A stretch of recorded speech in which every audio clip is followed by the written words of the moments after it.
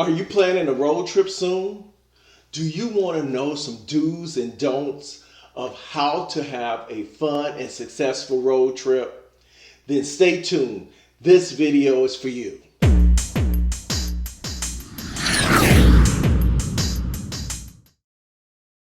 Hey fellow travelers, this is Norman Payne of Up and Away. Welcome back to my channel. Today I'm going to tell you some do's and some don'ts about taking a road trip. I know a lot of people have road trips planned and want to go and visit friends, family, or have a business road trip planned. But you need to know some do's and don'ts about taking a road trip. There are a lot of different rules that are unwritten that you have to obey by when you're taking a road trip. Road trips can be fun and they can be stressful too, but you don't want your road trip to be stressful. You want it to be successful. So let's dive into how to make your trip fun and successful and not stressful. At some point, a road trip may become work, and that's not what you want. You may be traveling to see friends, family, or even business. But at no point do you want that road trip to become work. You want it to be fun the whole entire time. Think about a few things before you go. Our main goal is always to have a quick, safe, and fast trip without any headaches. That is the goal of any successful road trip. The first thing is to plan your route, to be sure you know exactly where you're going, where you're going to stop, what cities are in between you and the city you're trying to get to. Decide if you're going to take all major interstates or if you're going to take some back roads. Know if you're going to come across tolls or if you're going to avoid the tolls and go more of a scenic route. If you're driving and you don't have a designated driver to relieve you in your vehicle when you take out, know exactly where you're going to stop to get rest, because having a successful road trip requires you to have some rest. So you have to stop. Don't take out driving without knowing when you're going to stop. If you're just going to drive until you think you need to stop, bad plan. Plan to stop every so many miles or hours, to stretch your legs, to walk around. Maybe you're going to stop in a little town and get something to eat and check something out, but plan it. Be sure that you know exactly where that town is and how many miles it is from the next town. Be sure that you have a plan before you take out. If it is a very long trip and you're going to break it up, know where the major cities are where you're going to stay overnight. It is easy to find hotels if you're going to go to a major city. So plan out, book your hotel stay in advance, and try to use that as a target of where you're driving to next. If you have an experienced travel advisor to help you plan it out, call them and get them involved in your road trip, and they can help you with everything you need to plan out your road trip, your stops, even your restaurants if you want to eat in certain restaurants while you're on your road trip. If you do have licensed drivers in your car, me, myself, everybody in the car with a license, get some time behind the wheel. I split them hours up. I don't care if you are a licensed driver and you want to speed and you get a ticket, that's your ticket. You can do the speed limit for all I care, but everybody in the car takes equal amount of time behind the wheel. And that helps break up the monotony in the car by switching out. It just speeds things up. It feels a little bit better. The time goes by faster, but everybody in the car gets some time behind the wheel. That might not be your plan, but for me, it works out pretty good.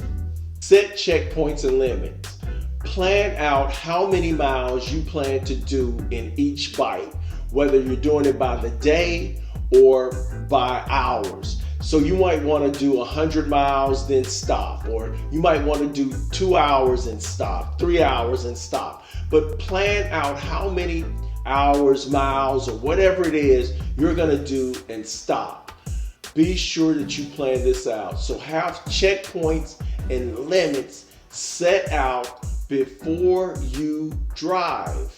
My suggestion will always be to get the most mileage out at the beginning of your travel.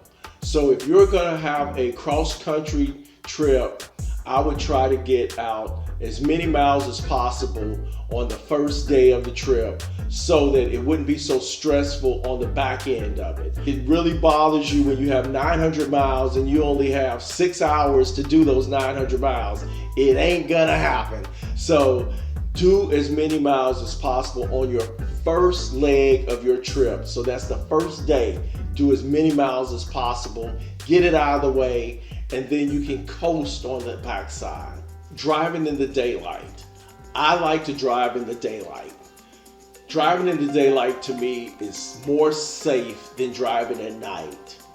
Driving in the daylight allows you to see things around you that you will not get to see driving in the darkness of night. Also, it is less stress on your eyes. So I like to do it in the day.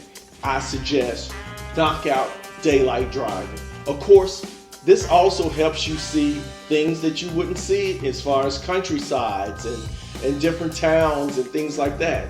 So try to knock out a lot of driving during the daylight. Use the nighttime for sleeping.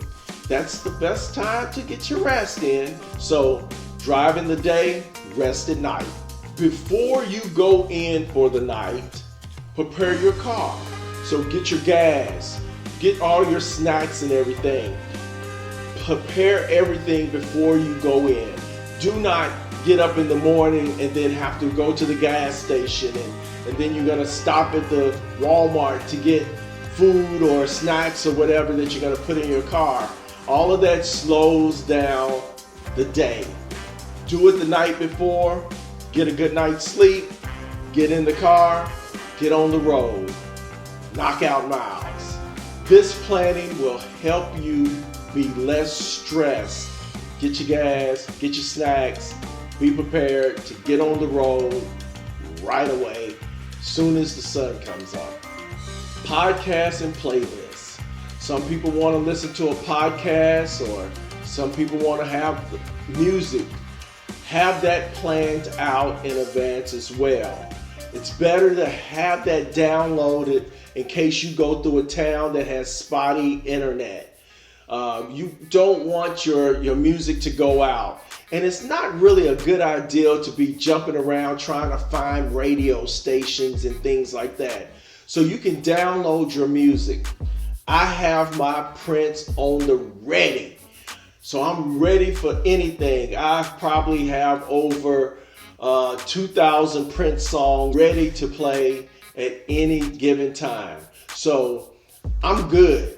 I believe that in a situation where there's several people in the car, the driver has to be comfortable. So the driver gets to select the music he listens to.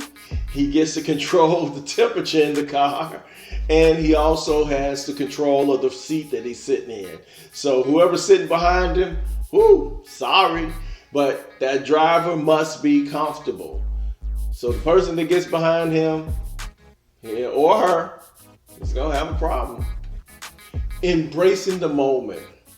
Embracing the moment of the road trip. I've been on several road trips. Crazy things has happened on road trips. I mean, I've had a flat tire in the middle of the winter, freezing cold. I've had tickets. I've gotten tickets where I was speeding. I was going entirely too fast. But overall, all my road trips have been worth it. Just be sure that you are planning your road trips out well, and they will also be worth it. That's all I got for you today. Remember to like this channel, subscribe to the channel, hit that notification bell so you'll know the next time I upload another video, and may our paths cross again soon, and I'll see you next time.